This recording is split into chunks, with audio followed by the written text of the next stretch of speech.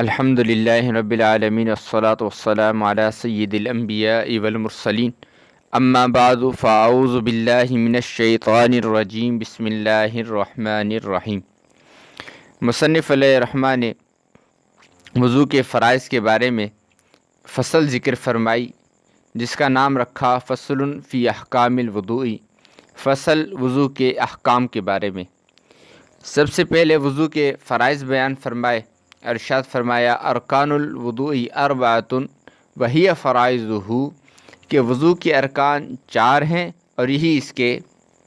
فرائض بھی ہیں، جیسا کہ آیت مبارکہ اذا قمتم الی الصلاۃ فاغسلوا وجوہکم وایدیکم، اس مکمل آیت کے اندر وضو کے 4 ارکان 4 فرائض بیان کیے گئے ہیں۔ تو مصنف علیہ الرحمٰن نے بھی اپنی فصل کی ابتدا کے اندر وضو کے فرائض کو ذکر فرمایا الاول غسل الوجہ، سب سے پہلا فرض چہرے کو دھونا، وحدہ طولا من مبدأ سطح الجبہۃ الی اسفل الذقن، اور لمبائی کے اندر چہرے کی پیمائش کہ جہاں سے عموماً پیشانی شروع ہوتی ہے، یعنی من مبدأ سطح الجبہۃ، پیشانی کی سطح کی ابتدا سے الی اسفل الذقن، ٹھوڑی کے نیچے تک لمبائی کے اندر یہ چہرے کی حد ہے۔ وحدہ عرضاً ما بین شحمتی الاذنین، اور عرضاً اس کی جو حد ہے وہ دونوں کان کی دونوں لو کے درمیان کا جو بھی حصہ ہے وہ چہرے کے اندر داخل ہے، یعنی کہ لمبائی کے اندر جہاں سے عموماً بال اگنا شروع ہوتے ہیں وہاں سے لے کر ٹھوڑی کے نیچے تک، اور ایک کان کی لو سے دوسرے کان کی لو تک، یہ مکمل اس کے دائرے کے اندر جتنا حصہ ہے یہ پورا چہرے کے اندر داخل ہے، اس کو دھونا لازم ہے۔ اب اس کے اندر جتنے بال آتے ہیں ان کو بھی دھویا جائے گا۔ والثانی غسل یدیہ مع مرفقیہ، اور دوسرا فرض دونوں ہاتھوں کو دھونا کہنیوں سمیت، یعنی دونوں ہاتھوں کو انگلیوں کی ابتدا سے لے کر کہنیوں سمیت دھو لینا ضروری ہے، لازم ہے۔ اگر درمیان کے اندر ایک بال کی جگہ بھی خشک رہ گئی تو وضو ادا نہیں ہوگا۔ بعض لوگ اس کے اندر احتیاط نہیں کرتے کہ جس کی وجہ سے بقیہ تو پورا ہاتھ دھو لیتے لیکن کوہنیاں ان کی سوکھی رہ جاتی ہیں، تو یہاں پر فرمایا گیا مع مرفقیہ، کوہنیوں سمیت، تو کوہنیاں بھی وضو کے اندر شامل ہیں۔ اگر کسی کی کوہنی کا بھی کوئی حصہ خشک رہ گیا، دھونے سے رہ گیا، تو پھر بھی وضو نہیں ہوگا۔ والثالث غسل رجلیہ مع کعبیہ، اور تیسرا فرض جو ہے وہ دونوں پاؤں کو ٹخنوں سمیت دھونا، یعنی جو ہڈیاں پاؤں کے اندر ابھری ہوئی ہوتی ہیں ان کو ٹخنے کہا جاتا ہے، ان کے سمیت، یعنی اس سے بھی اوپر تک جو ہے وہ حد ہے پاؤں کے دھونے کی، یہاں تک پورے پاؤں کو دھویا جائے گا، یہاں تک پورے پاؤں کو دھونا وضو کے اندر لازم ہے، فرض ہے۔ اگر کوئی بھی جگہ دھونے سے رہ گئی تو وضو ادا نہیں ہوگا۔ والرابع مسح ربع رأسہ، اور ربع رأسہ، اور چوتھا فرض سر کے چوتھائی حصے کا مسح کرنا، یعنی کہ پورے سر کا مسح کے اندر گھیر لینا یہ مستحب ہے، سنت ہے، لیکن چوتھائی حصے کا مسح کرنا فرض ہے، یعنی کہ اگر پورے سر کے کو 4 حصوں میں تقسیم کیا جائے، جتنا چوتھا حصہ بنے گا اس جتنے حصے پر گیلے ہاتھ سے مسح کرنا فرض ہے، اگر نہیں کیا تو وضو ادا نہیں ہوگا۔ اور وضو کا سبب کیا ہے، وضو کیوں کیا جاتا ہے، وہ بیان کرتے شاید فرمایا سبب استباحۃ ما لا یحل الا بہ، کہ اس چیز کو حلال کرنا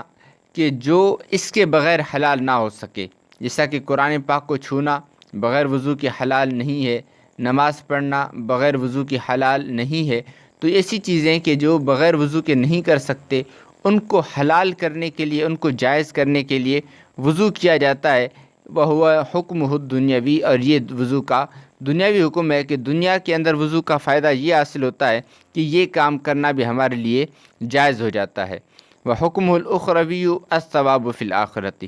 اور وضو کا اخروی جو حکم ہے وہ آخرت کے اندر ثواب ہے، کہ اگر کوئی نماز کے لیے وضو کرتا ہے اور اچھی نیتوں سے وضو کرتا ہے تو پھر اس کو آخرت میں اس وضو کرنے کا ثواب ملے گا۔ وشرط وجوب ہی، اور وضو کے واجب ہونے کی شرائط، یعنی وضو کب واجب ہوگا؟ فرمایا العقل، بندے کا عاقل ہونا، والبلوغ، بالغ ہونا، والاسلام، مسلمان ہونا، وقدرۃ علی استعمال الماء الکافی، اور کفایت کرنے والے پانی کے استعمال پر قادر ہونا۔ یہ ساری شرائط بیان کی جا رہی ہیں کہ یہ ساری شرائط پائی جائیں گی تب وضو کرنا فرض ہوگا۔ تو سب سے پہلے جو فرمایا گیا کہ عاقل ہونا، یعنی کہ غیر عاقل پر، مجنون پر، پاگل پر وضو لازم نہیں ہے، وضو کیونکہ اس پر نماز نہیں تو وضو بھی اس پر لازم نہیں ہے۔ والبلوغ، بالغ ہونا، اور مسلمان ہونا، کافر پر بھی وضو نہیں ہے، اور اس کے پاس اتنا پانی موجود ہو کہ جس سے وضو کیا جا سکے، ورنہ اگر اتنا پانی موجود نہیں تو پھر اس کا وضو کا جو متبادل ہے تیمم کیا جائے گا، پھر وضو کرنا لازم نہیں ہوگا۔ وجود الحدث، اور حدث کا پایا جانا، جب حدث پایا جائے گا تو تب وضو کرنا واجب ہوگا۔ اگر حدث کی حالت نہیں ہے، بندہ پہلے سے وضو کیا ہوا ہے یا غسل کیا ہوا ہے، تو پھر اس صورت کے اندر وضو کرنا واجب نہیں ہوگا۔ وعدم الحیض والنفاس، اور حیض اور نفاس کا نہ ہونا، یعنی کہ عورت حیض اور نفاس والی نہ ہو، کیونکہ جب وہ حیض اور نفاس کے اندر ہوتی ہے تب اس پر نماز پڑھنا بھی نہیں ہوتا، نماز بھی نہیں پڑھ سکتی، قرآن پاک بھی نہیں پڑھ سکتی، تو اس صورت میں اس پر وضو کرنا بھی لازم نہیں ہوگا، کیونکہ وضو ان چیزوں کے لیے کیا جاتا ہے اور یہ چیزیں کر ہی نہیں سکتی۔ وضیق الوقت، اور وقت کا تنگ ہونا، یعنی کہ وضو کرنا ویسے تو مستحب ہے، بہتر ہے، اچھا کام ہے، یعنی کہ نماز کا وقت شروع ہوتے ہی وضو کر لینا چاہیے، لیکن نماز کا وقت شروع ہوتے ہی وضو کرنا واجب نہیں ہو جاتا، بلکہ وضو کرنا تب واجب ہوتا ہے کہ جب وقت اتنا تنگ ہو گیا ہے کہ اب اگر وضو کر کے وضو نہیں کرے گا تو پھر نماز کا وقت ختم ہو جائے گا، تو اس صورت کے اندر اب اس پر لازم ہے کہ جلدی سے وضو کرے اور وضو کر کے اپنی نماز اس کے وقت کے اندر ادا کرے۔ وضیق الوقت سے یہ بیان فرمایا کہ اور وقت کا تنگ ہونا، کہ وقت اگر تنگ ہو جائے تو پھر اس پہ لازم ہے کہ وہ جلدی سے وضو کر کے نماز ادا کرے۔ وشرط الصحۃ ثلاثۃ، وضو کے درست ہونے کی جو شرائط ہیں وہ 3 ہیں۔ عموم البشرۃ بالماء الطہور، پاک پانی کے ساتھ جلد کو تر کرنا، یعنی کہ جن جن اعضاء کو دھونا وضو کے اندر لازم ہے ان اعضاء کے اوپر پانی بہہ جائے، یہ وضو کے اندر لازم ہے۔ بہنے کی پانی کے عضو کے دھونے کی جو تعریف بیان کی گئی ہے وہ یہ بیان کی گئی ہے کہ کم سے کم 2 قطرے عضو کے اوپر بہہ جائیں، تو جب 2 قطرے پانی کے اس کے اوپر بہہ جائیں گے تو اس کو دھونا کہا جائے گا، تو اس صورت کے اندر وضو ہو جائے گا۔ وانقطاع ما ینافیہ من حیض و نفاس و حدث، اور ان چیزوں کا نہ ہونا کہ جو وضو کے منافی ہیں، جیسا کہ حیض، نفاس اور حدث۔ عورت حیضہ ہے یا نفاس والی ہے تو اس صورت کے اندر وضو اس کے اوپر ہے ہی نہیں، یہ چیزیں طہارت کے منافی ہیں۔ اب حیض والی عورت یا نفاس والی عورت اگر وضو کر بھی لے تو اس کو اس کا کوئی فائدہ نہیں ہے، تو وضو کے درست ہونے کے لیے شرط ہے کہ عورت حیضہ یا نفاس والی نہ ہو۔ وہ حدث، اور حدث کا نہ ہونا، یعنی کہ اس وقت حدث نہ پایا جا رہا ہو، جیسا کہ مثال کی بات ہے کسی کو خون آنے کی بیماری ہے، مسلسل اس کا خون بہہ رہا ہے، قطرے آنے کی بیماری ہے، مسلسل اس کے قطرے بہہ رہے ہیں، تو پھر اس کا وضو درست نہیں ہوگا۔ وزوال ما یمنع وصول الماء الی الجسد کشمع وشحم، اور ان چیزوں کا زائل ہونا کہ جو پانی کے جسم تک پہنچنے سے مانع ہوں، جیسا کہ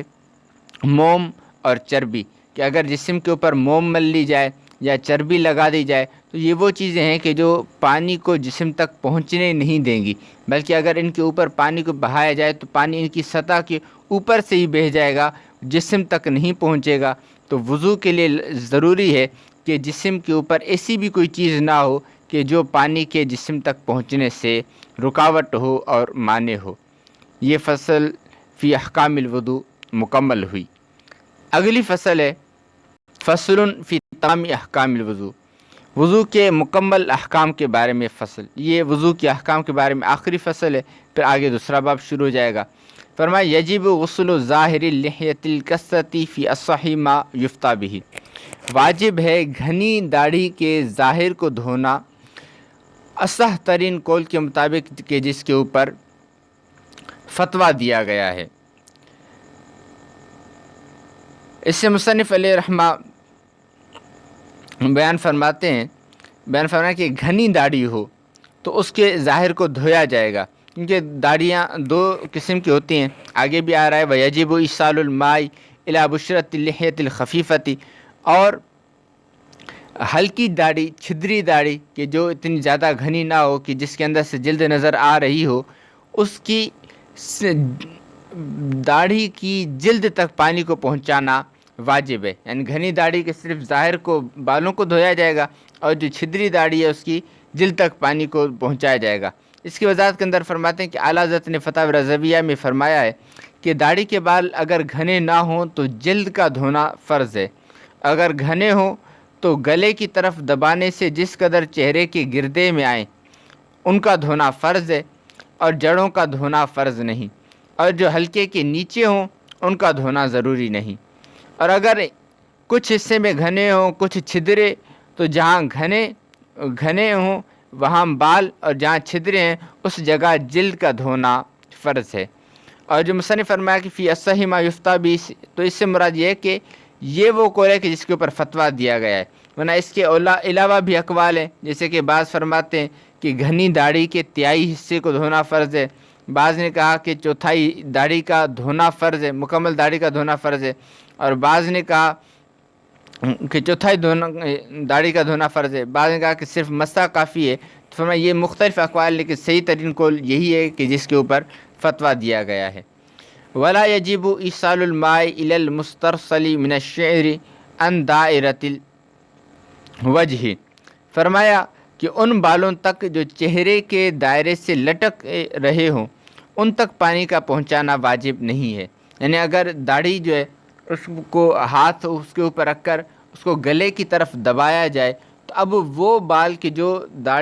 چہرے کے دائرے کے اندر آتے ہیں ان بالوں کو دھونا لازم ہے۔ اب جو اس دائرے سے نیچے بال جو لٹک رہے ہیں ان بالوں کو دھونا واجب نہیں ہے۔ اسی کو مصنف علیہ الرحمہ نے اپنے ان الفاظ میں بیان کیا ولا یجب ایصال الماء الی المسترسل من الشعر عن دائرۃ الوجہ،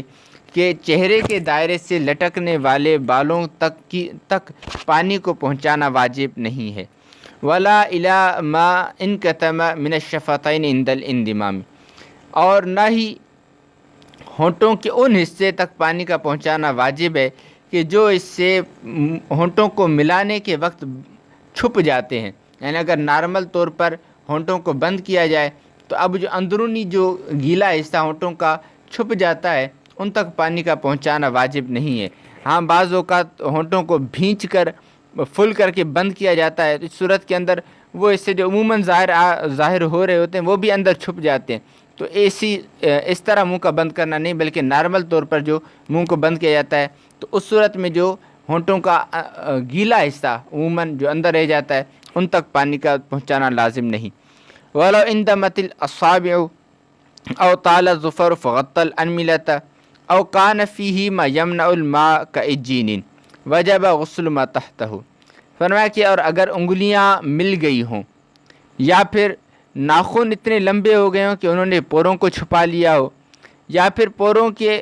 ناخنوں کے نیچے ایسی کوئی چیز ہو کہ ما یمنع الماء، کہ جو پانی کے جسم تک پہنچنے سے مانع ہو، جیسا کہ کعجین، جیسا کہ آٹا ہے، تو فرمایا کہ وجب غسل ما تحتہ، تو اب جو ان کے نیچے جو جگہ ہے اس کو دھونا واجب ہے۔ انگلیوں کو جدا کر کے ان کے درمیان کا حصہ دھویا جائے گا۔ اگر پیدائشی انگلیاں آپس میں ملی ہوئی ہیں تو اب اس صورت کے اندر جدا نہیں ہو سکتی، تو معذور ہے، ان کو ہٹا کر پانی وغیرہ بہا بھی نہیں سکتے اور واجب بھی نہیں۔ یا اور اگر ناخن زیادہ بڑے ہو گئے کہ جنہوں نے پوروں کو چھپا لیا ہے تو لازم ہے کہ ناخنوں کے نیچے سے بھی پانی کو بہایا جائے۔ اور اسی طرح اگر آٹا وغیرہ لگایا ہوا ہے تو پھر لازم ہے کہ آٹے کو چھڑا کر وہاں پر پانی پہنچایا جائے۔ ولا یمنع الدرن وخرع البراغیث ونحوها، ہاں اگر میل ہے جسم کے اوپر یا پھر مچھروں کی بیٹیں، براغیث مچھروں کی جمع ہے، وخرع البراغیث اور مچھروں کی بیٹیں ہیں جسم پر کئی مقامات پر، یا اسی طرح مکھی نے بیٹیں وغیرہ کی ہوئی ہے، تو اب یہ جو ہے وہ پانی کے جسم تک پہنچنے سے مانع نہیں ہے۔ اب اگر یہ چیزیں جسم پر ہوں اوپر سے پانی بہایا تو وضو ہو جائے گا۔ وَيَجِبُ تَحْرِيكُ الْخَاتِمِ الدِّيقِ، اور واجب ہے تنگ انگوٹھی کو حرکت دینا، یعنی کہ وہ انگوٹھی کہ اگر اس کو نہ ہلایا جائے، آگے پیچھے کر کے پانی کو نہ بہایا جائے تو پانی جس کھال تک نہیں پہنچے گا، تو ایسی تنگ انگوٹھی کو حرکت دے کر اس جگہ تک پانی کا پہنچانا واجب ہے، لازم ہے، ورنہ وضو نہیں ہوگا۔ ولو ضرہ غسل شقوق رجلہ جاز امرار الماء علی الدواء الذی وضعہ فیہا ولا يعاد الغسل ولا المسح على موضع شعر بعد حلقه ولا الغسل بقص ظفره وشاربه۔ فرمایا اور اگر نقصان دیتا ہو دونوں پاؤں کی پھٹن کو دھونا، کہ بعض اوقات جب بندے کی عمر بڑی ہو جاتی ہے اور کوئی کام کاج محنت کرنے والا بندہ ہو تو اس کی ایڑیاں خاص طور پر پھٹ جاتی ہیں اور بیچ میں دراڑیں آ جاتی ہیں، تو فرمایا کہ اگر پاؤں کی دراڑوں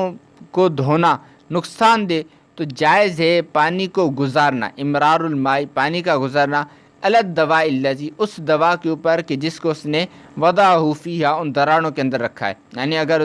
دراڑوں کے اندر جو پاؤں کی دراڑیں اس کے اندر اس نے دوائی لگا دی، اب اگر پانی اس دوائی کے اوپر سے بہہ گیا تو پھر کوئی حرج نہیں ہے، وضو ہو جائے گا۔ اور فرمایا کہ ولا یعاد الغسل ولا المسح علی موضع الشعر بعد حلقہ، اور اگر کسی کے بال تھے اس نے وضو کیا، غسل کیا، وضو اور غسل کرنے کے بعد اس نے بال کٹا دیے، اب ٹنڈ نظر آ گئی، سر کی کھال نظر آ گئی، یا پھر کسی نے وضو غسل کے بعد ناخن کاٹ لیے تو اب کاٹنے کے بعد جو ناخن نظر آئے، یا پھر مونچھیں تھیں مونچھوں کو کاٹ دیا، یا جسم کے کوئی بھی بال کاٹ لیے، تو کہا اب یہ نہیں کہ طہارت کے بعد یہ چیزیں کاٹی تو اب دوبارہ ان پر پانی بہانا یا مسح کرنا لازم ہوگا، ایسا نہیں ہے۔ ولا المسح علی موضع الشعر بعد حلقہ، اور بالوں کو کاٹنے کے بعد اس کی جگہ پر مسح کرنا واجب نہیں ہے، اور نہ ہی غسل کا اعادہ کیا جائے گا۔ ولا الغسل بقص ظفرہ وشاربہ، اور نہ ہی دھونا واجب ہوگا ناخنوں کو اور مونچھوں کے بال کے کاٹنے پر۔ اللہ پاک ہم سب کو شرعی مسائل سیکھنے، سمجھنے اور دوسروں تک پہنچانے کی توفیق عطا فرمائے۔ وما علینا الا البلاغ۔